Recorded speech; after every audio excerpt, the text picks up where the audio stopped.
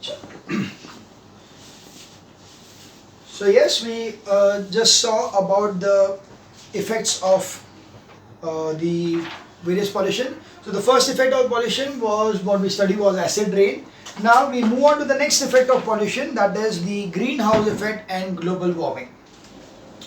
So first of all, what is the greenhouse? So we very well know that the greenhouse is kind of a glass house which is normally there in the cold places, wherein it is seen that the glass will allow the sun rays to go inside but will not allow it to the reflected ray to come outside. So what will happen is the inside the glass house the temperature will be higher than outside that particular thing. Then that is exactly what you normally experience when your car is parked in the hot sun in the summer. So when you enter into the car, you will find that the car, if the windows and everything is closed, you will find that it is really very hot as compared to outside, and that is because of the greenhouse effect. So this greenhouse effect is also felt in the atmosphere where the instead of the glass house, the greenhouse gases, that is the methane and the carbon dioxide, is acting as a greenhouse gas which do not allow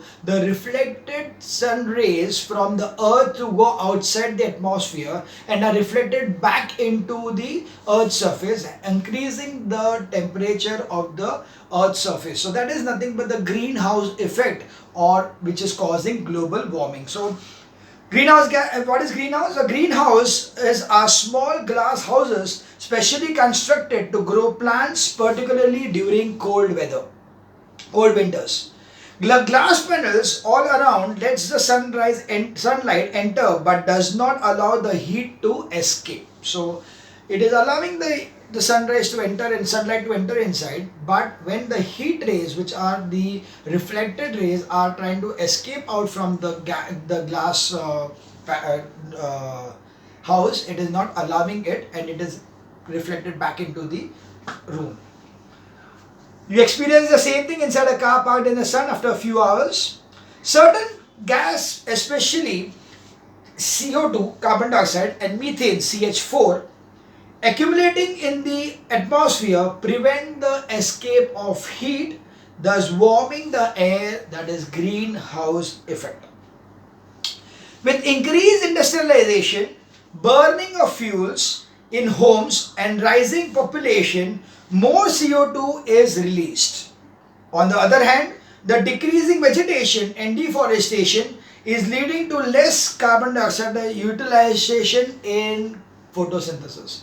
See, there has to be the regulation of the carbon dioxide. Now, if the plants are more, then the carbon dioxide whichever is generated by us will get utilized in photosynthesis, and accordingly the level of carbon dioxide in the atmosphere is going to be maintained. But if the way we are doing, what we are doing is decreasing the vegetation and decreasing the forest area, then deforestation is what we are taking place, and decreasing amount of afforestation, it is causing a increase in the carbon dioxide level in the atmosphere, because the carbon dioxide is not getting utilized in photosynthesis. Thus, overall rise in carbon dioxide is leading to greater retention of the solar radiation in the atmosphere, causing global warming. So you can see that because the carbon dioxide envelope is there above the earth in the form of in the atmosphere, this carbon dioxide is not allowing the heat to escape out, but in fact it is reflecting back into the earth's surface, and that is why the temperature, that is the global warming of the earth, is taking place. So this is the process of global warming, and this is of course caused by the production of huge amount of carbon dioxide generated by pollution. During the last 3 decades, the temperature of the Earth's atmosphere has increased by about 0.5 degrees Celsius. This is causing melting of snow caps, rise in the sea level, as well as decline in the food production in agricultural fields and in fishery resources in the ocean. So you see that the increase in the global warming, in the temperature increased by just 0.5 degrees in the last 30 years, 3 decades. You can see that there is a decline in the food production in agriculture, and also fishery resources are going to be damaged. So also the snow cap cantons, the snow cap melting, that is also causing the caused by the global warming. The third effect is ozone layer depletion. So ozone layer depletion, ozone is O3. Now ozone is an allotropic form of oxygen. It forms a sort of sunscreen high up in the atmosphere. It prevents the harmful type of ultraviolet rays UVB coming down from the sun. Certain gases, compounds such as CFC, chlorofluorocarbons, released from refrigerators, aerosol sprays, packaging material, styrofoam, rise in the atmosphere. There they break down into chlorine atoms, which in turn break down ozone into oxygen. So here, see, ozone, we can say it's like an umbrella for the earth. The ozone layer is that umbrella which is not allowing the UV rays of the sun to enter into the earth's atmosphere. Now if this UV rays enters into the Earth's atmosphere, or enters in on, or it comes on the Earth's surface, it reaches the Earth's surface, it can cause huge biological damage like the ulcers, or you can say skin cancer. So skin related infections and eye infections can take place due to the UV rays. So this particular ozone layer is an umbrella. But this umbrella or this ozone layer gets depleted when certain gases like chlorofluorocarbon, which are present in the refrigerants of the air conditioners and refrigerators, also the aerosol spray, the DO sprays and all the aerosol sprays, they also have certain amount of CFC in them. They used to have, nowadays it has stopped. But all these chemicals, when they are released in the atmosphere, they get combined or they react with the ozone and they convert the ozone into oxygen. So as soon as the ozone get converted into oxygen, there is a depletion of the ozone layer, and that umbrella gets holes through which the UV rays can pass through. So accordingly, there is a depletion of the ozone layer. So they break down into chlorine atoms. So yeah, the chlorofluorocarbon break down into chlorine atoms, which in turn break the ozone into oxygen and O. The reduced ozone cannot prevent the entry of harmful UVB rays to the earth, which causes sunburns, genetic disorders, skin cancer, and reduced productivity of forest and sea. So this is how the ozone depletion is going to cause problems of UV rays directly entering into the on the surface of the earth. So that's why we have International Ozone Day as 16th September is the International Ozone Day. The next thing is effect of human health. So the next effect, the first effect was on the environment. So this was the three things which were disturbing the environment, the pollution disturbing the environment. The next one is effect on the human health. Air pollution causes respiratory problems, lung disorders. Particulate lead may cause blood cell shortage. Smoke or smog or fog leads to asthma and poor visibility. The exhaust gas SO2 causes serious damage to the air passage in the lungs, the disease bronchitis. So yes, all the respiratory related diseases can be caused by the air pollution. The air pollution causes all the respiratory diseases like the asthma, bronchitis, allergic diseases. All these are going to be caused. Plus there will be particulate lead which will be causing the smog, and the vision may problem with the visibility of the area. All this will be caused due to air pollution. Water pollution, of course, you know very well that they will be lead to diseases like cholera, jaundice, typhoid. So all waterborne diseases are going to be coming up with the water pollution over here. And finally, soil pollution is maybe not directly affecting us, but indirectly they are going to affect us, because soil pollution will cause problem to the food grains which are growing over there, and hence it will indirectly harm us. So soil pollution may indirectly affect human health. The pesticides used in agriculture farming may cause health problems. So that is how the pollution is going to affect the health, human health. We now move on to the control of the pollution. So all this we have learned now that what are the different kind of pollution, what are the harmful effects of the pollution. So now we need to learn or to understand certain ways by which we can control these pollutions. So that is the control of pollution. Pollution cannot be totally controlled, but several steps can be taken to curtail it. Yes, you cannot stop pollution. There is no way you can stop pollution, because we need to keep on moving ourselves. Like the vehicle, we cannot stop the vehicle movement. We cannot stop the use of the vehicles. We cannot stop the industries to function. We cannot stop. So if you are able to stop that thing, the pollution is going to get controlled. As what you can see right now in the Corona COVID lockdown, what is happening? All the air pollution all has reduced a lot. There is a huge amount of reduction in the air pollution. Why? Because everything is under lockdown.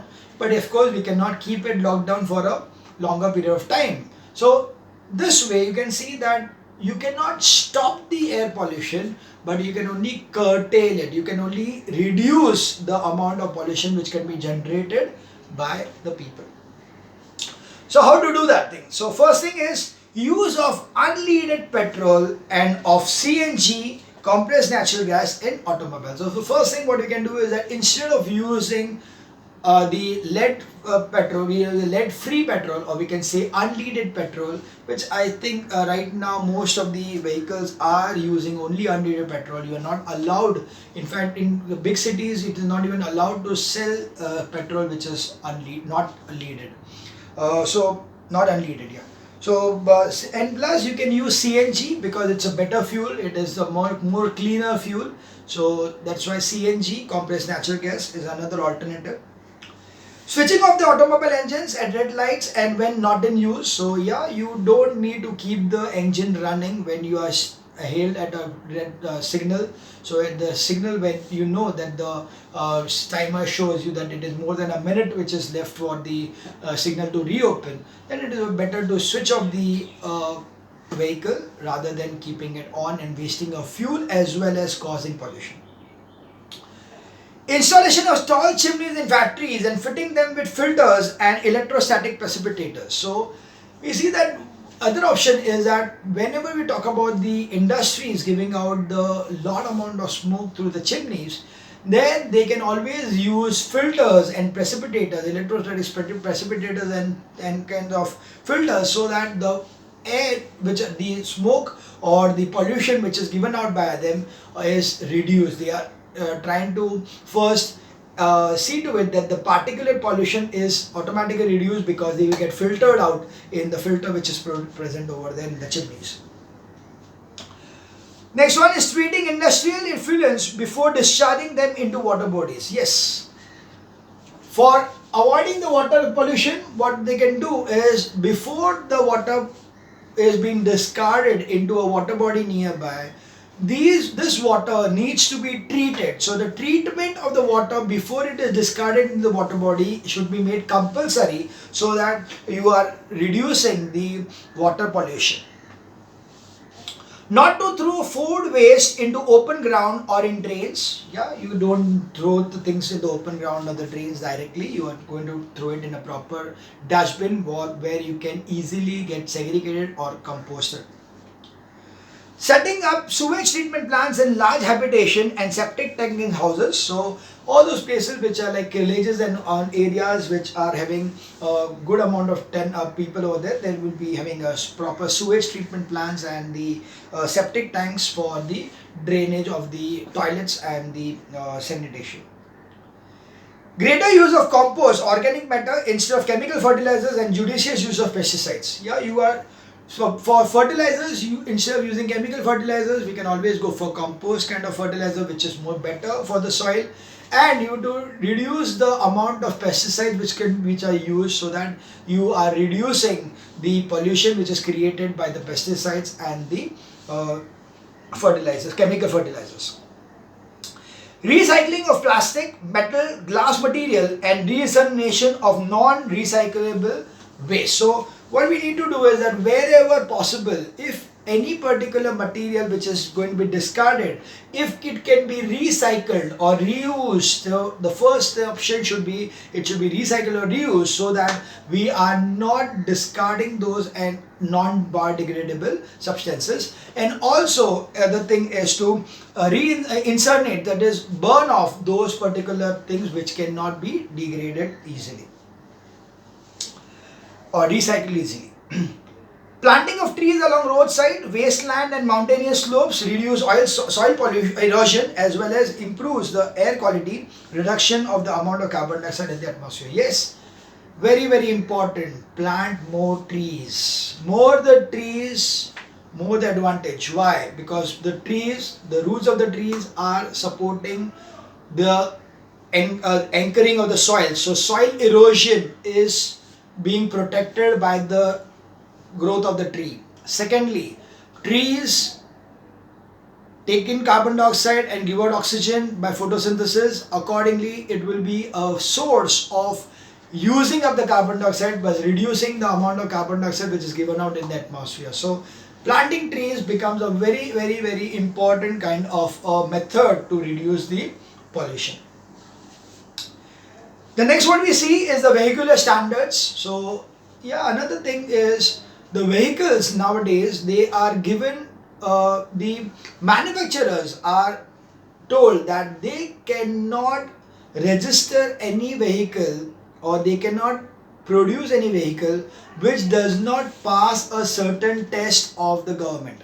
So the government always sees to it that they follow a particular vehicular pollution standard, and the vehicle should be able to pass that standard. Accordingly, the vehicles which are moving on the roads will be registered under a particular act, or they will be following a particular rule that they will not be polluting the air more than a certain percentage. So that one are called as Euro Bharat vehicular standards or Euro norms. They are the norms which are the Bharat norms or the Euro norms. So right now it is BS6 which has started. So BS6, that is Bharat Standard 6, is what has started in India. So all the vehicles which are coming up after March 2020 will be compulsorily Bharat 6 or BS6 enabled or standard eligible criteria. Certain norms have been laid down under the title Euro or Bharat norms that are applicable to automobiles. These aim to effectively cut down sulfur and nitrogen oxides from automobile exhaust. BS, Bharat Stage Emission norms were first set up to control pollution in the year 2000 and have been upgraded since to BS2, BS3 and now BS4 norms. Of course, mine is an older book, but it is now BS6. Maybe in your book also it will be up to BS5. The latest one is BS6. These norms mean that any motor vehicle running on the road has to adhere to a specific emission norms in order to reduce pollution. So emission, that means the exhaust, जो exhaust निकालता है गाड़ी, that particular exhaust should be under a particular kind of norms that it cannot have more than certain percentage of sulfur dioxide, certain percent of carbon dioxide, sulfur nitrates. So वो एक particular standard है which they will need to follow. The emission standards are set up by the central government to check the pollutant levels emitted by the vehicles that use combustion engines. So those which are using petrol or diesel or even for combustion engines, where the fuel is going to be burned, combustion is going to take place of the fuel, so that they are going to give out that. So that's why it is not applicable on electric vehicles. It is only for those vehicles which use fuel which is going to be giving out those gases. So emission levels, voila. So central government combustion engines. The BS number are based on Euro emission norms which are referred to as Euro 4, Euro 5, Euro 6, etc. These norms are followed largely by automobile markers and act as a good reference point as to how much does a vehicle pollute. In India, the Central Pollution Control Board set the time and standard which have to be followed. BS4 norms, emission norm have been been in place since April 2010, but were enforced by the entire country on April 1st, 2017. So 2017 was the year where each and every smallest village also of India were being told to apply the norms of Bharat 4 BS4. So that is because after, of course, you are not talking about the vehicles which are already there at that time. So suppose a vintage car is there, so of course you cannot, it is not going to be disallowed to use that vintage car, but yes, the new vehicles whichever are going to be coming up or registered or coming from the industry or from the manufacturing unit will have to be following this particular norms. In order to control pollution, it is also essential that the quality of the fuel be looked into as well. Oil refiners must step up the production of cleaner fuels, and automobile makers must speed up the research and development to adapt BS6 norms compliant by the year 2020 in India. Yes, that is what is already compliant, that India has been compliant to norm BS6, that is by 2020, that is what is the current year. Swachh Bharat Abhiyan, Clean India Movement. So that's the next thing. What we are saying is the Swachh Bharat Abhiyan, the Clean India Movement.